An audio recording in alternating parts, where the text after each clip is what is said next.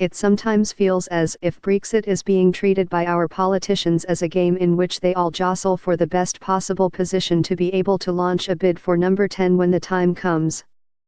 Yet the changes Brexit will make to our lives and our country will be far-reaching, costly, and long-lasting, perhaps permanent. Looking back, it is extraordinary that a decision of such importance for the future of the United Kingdom was taken by a single poll requiring only a simple majority of votes cast.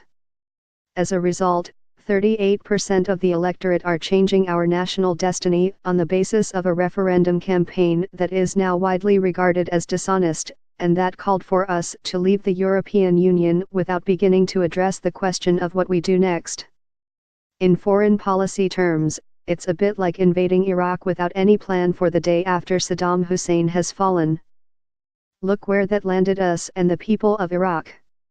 In both houses of parliament there are majorities that would prefer us not to leave the EU. 3/4 of the cabinet voted Remain. Yet few MPs dare stray from party lines for fear of being labelled enemies of the people. The national interest hardly gets a look in. One of the more important amendments tabled to the EU withdrawal bill now working its way through Parliament would allow the meaningful vote the government has promised at the end of the Brexit negotiations to be on all viable options for the future of our country, not just a take it or leave it vote on whatever deal the government has managed to negotiate. That could include the option of not leaving the EU should the British people decide, on the basis of facts that were so absent during the referendum campaign, that it's not in our national interest to do so. It is hugely important that this amendment is carried, and that ministers are not able to fob off MPs with a vague agreement in principle to sort out the details later, when it's too late to change our mind.